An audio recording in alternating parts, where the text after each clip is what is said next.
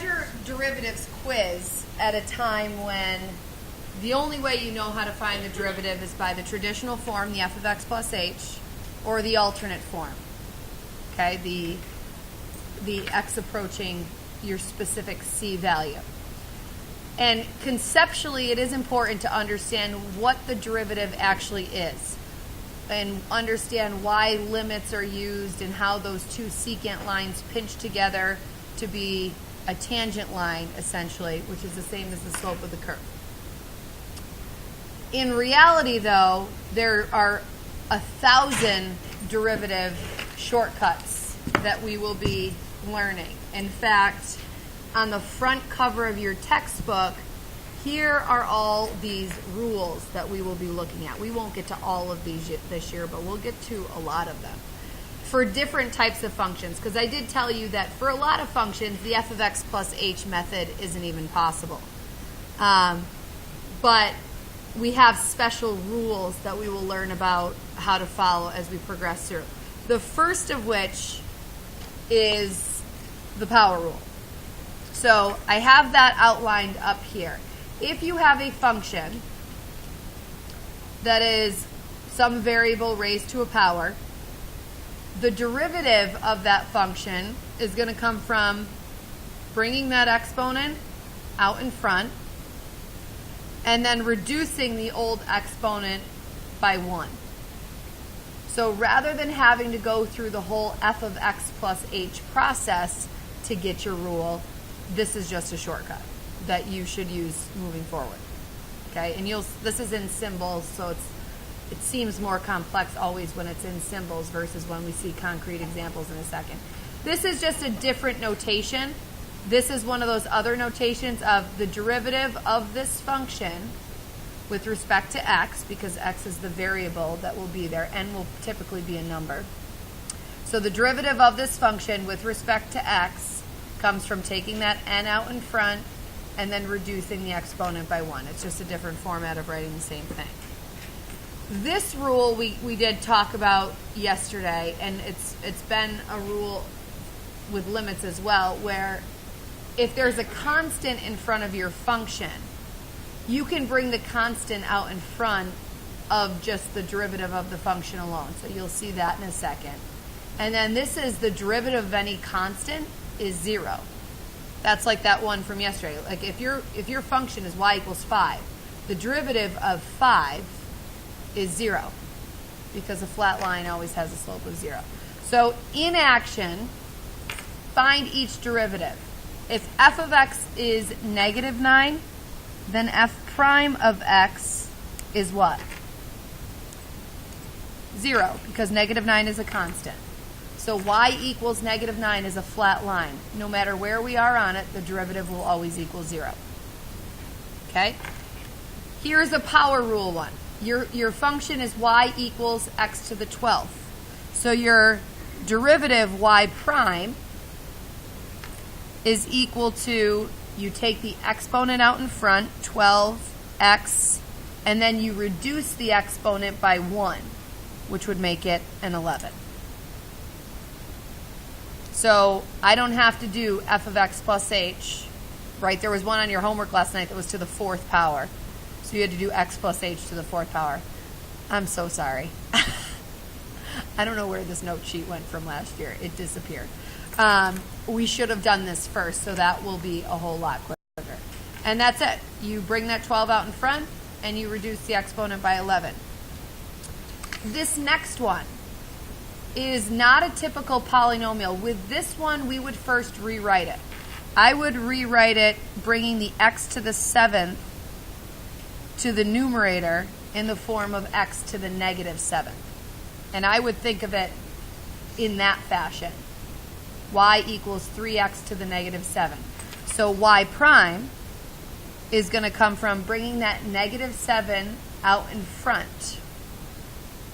Given that there's a 3 already there, what will the coefficient be? What'd you say, Andrew? Negative 21. X to the, and if I reduce negative 7 by 1, what does it become? Negative 8.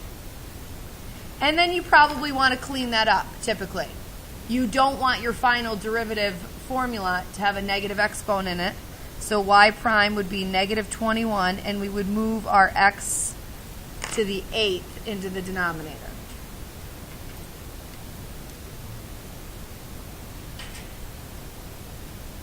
Thank you. Good.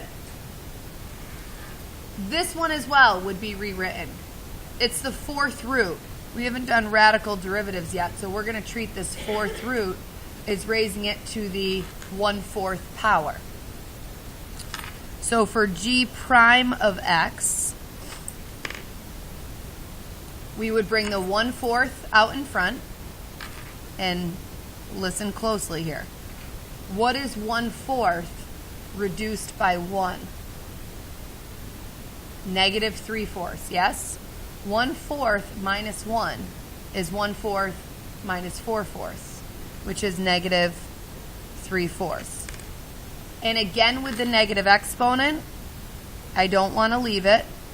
I would change this to 1 over the 4, and then in the denominator with the 4 would be x to the positive 3/4 power, which may or may not turn into 1 over 4 times the 4th root of x cubed, depending on if it's exponential form or radical form. The likelihood of a derivative formula being rationalized is slim to none. Rationalizing becomes like not a thing in calculus. If it was a multiple choice and that answer wasn't there and you had to, what would you multiply by to rationalize something like this? How many more x's do we need before we're going to be able to take the 4th root of that expression? 1. You can take the 4th root of x to the 4th. So we just need to multiply by the 4th root of x to the 1st in both the top and the bottom, so that this portion becomes the 4th root of x to the 4th. Does everybody follow that? And the 4th root of x to the 4th is just what? What is it? Yeah, sort of. Good, Morgan. Absolute value of x, because it's an even degree of an even x, or an even root of an even exponent.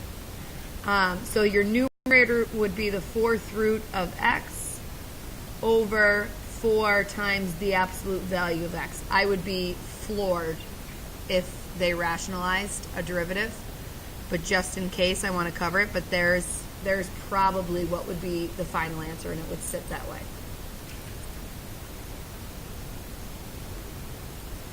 Okie doke. And then last one here.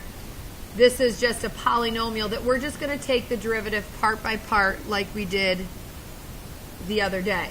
The derivative of 4x. Now technically that x has an exponent of 1, yes? So technically speaking, based on this rule, I'm bringing the 1 out in front, and 4 times 1 is still 4. And when I reduce the exponent of 1 by 1, it becomes x to the 0, and anything to the 0 power is just 1, so it would be 4 times 1, which is just 4. And that's why when you think of a linear, just like 4x, the slope of that is always 4. It becomes that constant slope. And then on the cubic portion, if I bring my 3 out in front, 3 times 3 is 9, x to the 2nd, because I'm reducing that by 1. Now, I didn't comment on it along the way, but I also don't want to not comment on it at all and take it for granted. Make sure your notation is in line with the notation of the original problem. And what I mean by that is this one was an f of x, so our derivative is f prime of x. This one was y equals, so our derivative is y prime equals. Yes? You may also see for a y version, you may see dy dx equals 12x to the 11th. That means the same thing. You may also, for f of x, although this one is a little bit more uncommon, you might see d dx of f of x equals 0. So that means the derivative of the function is 0. It means the same thing as f prime of x is 0. But any place I used y, I did y prime just because it's quicker. Any place there was g of x, I did g prime of x. The d dx is not as efficient to write, but lots of times textbooks and so forth will use that notation. Y in y prime. Okie doke? Okay. So there's a section on tonight's homework that will have different pieces for you, and this is kind of what we did over here, where I first rewrote it, then I took the derivative of it, then I simplified it. So this just kind of organizes it out. So for this one, my rewriting would still be the 5/2 as the coefficient, but rather than having x squared on the denominator, I would just make it x to the -2nd. And then when I differentiate, it becomes y prime equals, and when my -2 comes out in front, what will all of this become? -5 x to the -3rd. So I brought my -2 out in front times 5/2. -2 times 5/2 is where Aiden came up with a -5. And then x to the -3rd, he came up with a -3rd because we're reducing our exponent by 1. And then the simplifying process just means no negative exponent. So -5 over x cubed.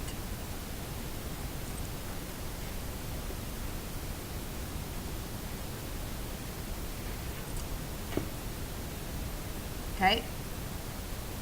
Then it's going to get us back into applications again, because finding the derivative now is a lot faster. So all of these applications should be a lot faster. Here's a function with respect to t. They want us to find the slope of the function at that location. So we're going to find the derivative based on our rules, and then we're just going to do f prime of what? We're going to find the slope at what value? What'd you say, John? At 4, f prime of 4. We used to, that. The point is, I'm just making sure we know to steal the x coordinate, not the y. So before I do f prime of t, especially because I'm not doing the f of x plus h policy, I'm actually going to rewrite the minus 4 over t as minus 4t to the what power? -1st. Now when I find my derivative, the derivative of 2, which is a constant, is always 0. Okay, that's this in play right there. The derivative of any constant is 0. So 0. And then the second piece, I'm going to follow the power rule. I'm bringing the -1 out in front. Times -4 will turn it to a +4. T to the -2nd power when I reduce it. And now we can ignore the 0 plus, right? This just ends up being f prime of t equals 4 over t squared.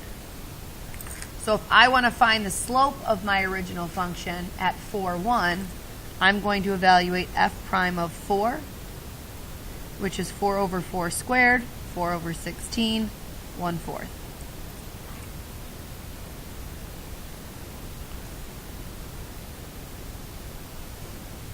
So there's your answer, a 1/4. Any questions on that? And then lastly, find each derivative. These are just a little bit trickier. So on this first exercise, we haven't really dealt with this fraction piece. So what I'm going to do is I'm going to rewrite the function and actually divide each piece of the trinomial by x. So the first term, 4x cubed divided by x, will become 4x squared.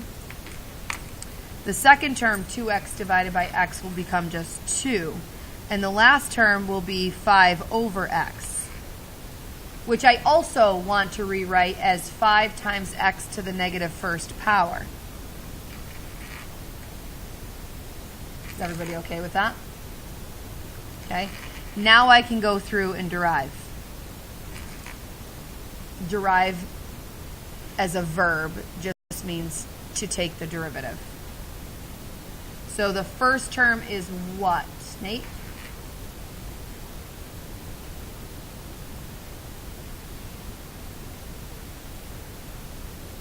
Just on this piece, if I follow the power rule, what's the derivative of that piece going to be?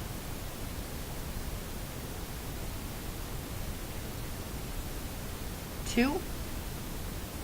Let me go back to the rule. You take the exponent out in front and you reduce the exponent by 1. So take the exponent, which is what? The exponent of this expression is currently what?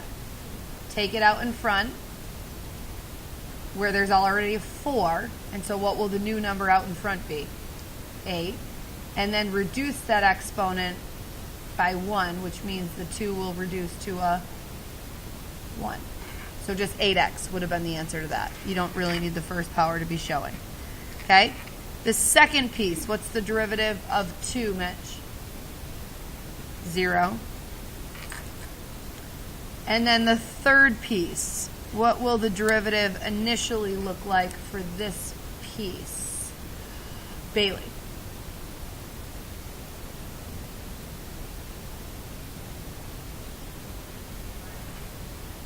Perfect. So I had a plus sign there, but she's right. When the negative 1 comes out in front, negative 1 times 5 will make it a minus 5.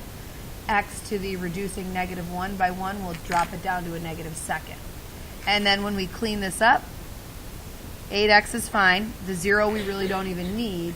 And then this x to the negative second can be brought down to the denominator as x to the positive second. Good? And then the last one here, just tricky in the sense of fractions is all. So f prime of t. If I bring my 2/3 out in front, that'll be 2/3 t. What will the new power be, Abby? Negative 1/3. 2/3 minus 1 is negative 1/3. On the next term, if I bring my 1/3 out in front, it'll be minus 1/3 is the new coefficient. T to what power, Connor? Negative 2/3, very good. And then on my third term, what's the derivative of 4, Olivia? 0. So the cleanup for this will be as such, because we have to get rid of the negative exponents first. So the t to the negative 1/3 will go down to the denominator as t to the positive 1/3.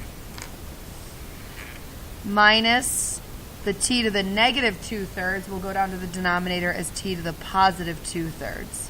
And the 0 we can ignore. So if this was an open response, I'm good with this. If it's a multiple choice, there is a slight chance that the 1/3 power will be written as the cubed root of t. And there's a chance that the 2/3 power of t will be written as the cubed root of t squared.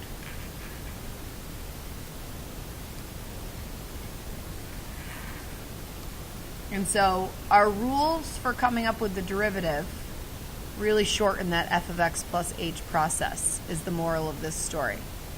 And they're going to allow us, like, truthfully, on this one, if you had to do the limit as h approaches 0 of f of x plus h, and you tried raising x plus h to the 2/3 power, you would immediately be confused. You wouldn't even be able to do that for some of these.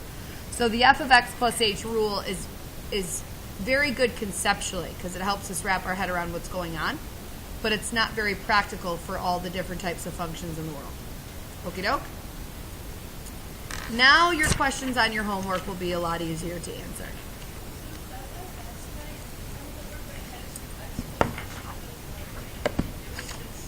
It would have taken forever. I meant to do this prior to that.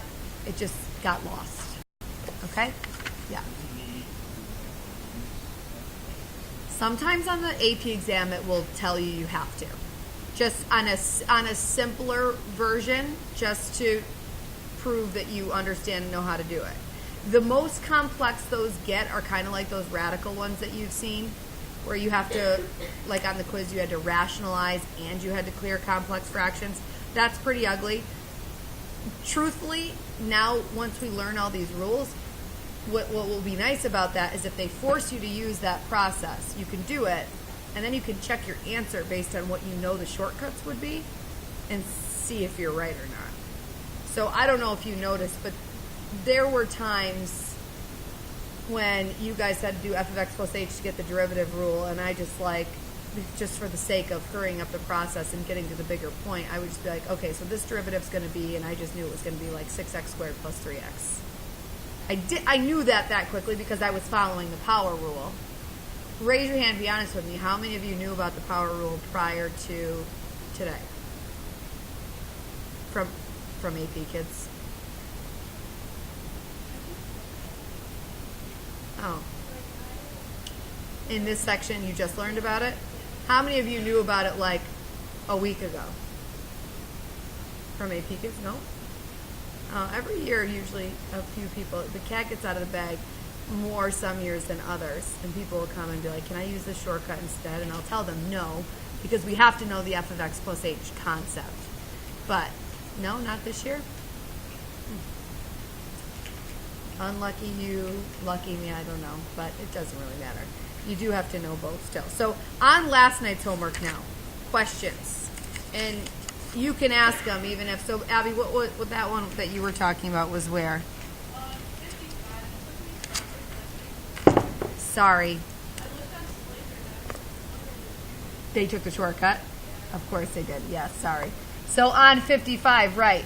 Now all you would have to do to find the derivative would be negative 8x to the third plus 10x and plug in 1. Sorry. What doesn't kill you only makes you stronger.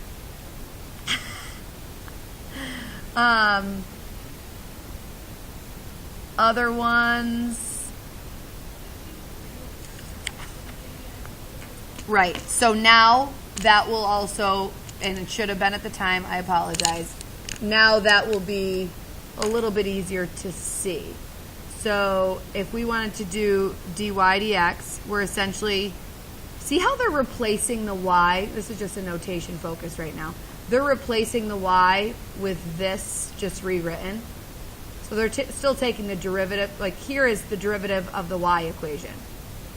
And they're replacing it derivative of, and they're just taking out the y equation and replacing it with this because that's what it is. Different format. And then they're actually calculating the derivative. So they have to bring the negative 3/4 out in front, which they do. And it will eventually be multiplied by the 7/4 that was already there. And negative 3/4 reduced by 1 would be negative 3/4 minus 4/4, which would put us at negative 7/4, and they have 5/4. So that's where their mistake is. Should have been a negative 7/4 when you reduce negative 3/4 by 1. Okie doke. Anything else on the homework?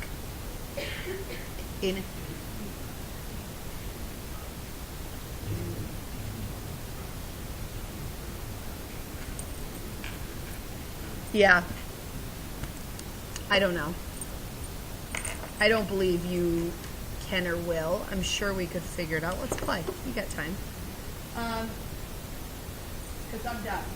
You can start your homework. But now I want to play because I'm sure, I feel like I've done this before and I just don't do it often enough to ever retain the information.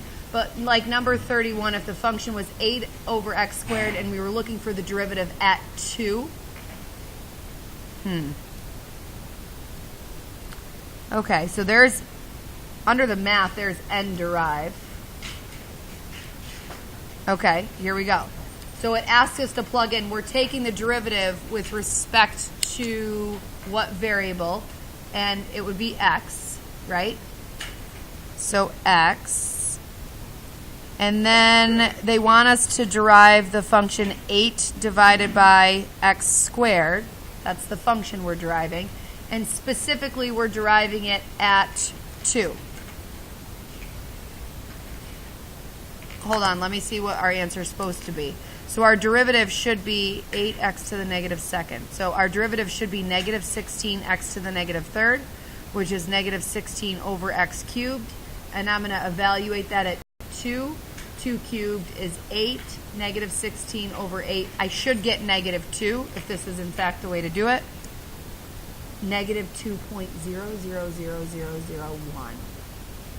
So again, I'm going to blame that on the quality of the computer with which we are working, because that's essentially negative 2. Why it's slightly off, I don't know. So there you go. You won't ever be able to use it here. I'd have to ask Mr. or Mrs. Hill if they ever use it. Well, the AP exam has calculator sections and non-calculator sections. So would they ever have an opportunity to use it on the calculator section? You probably could dig for one, but it's probably more work to use it than just to figure that out on your own.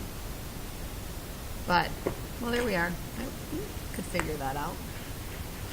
All right, anything else? All right, go ahead and pass forward your homework.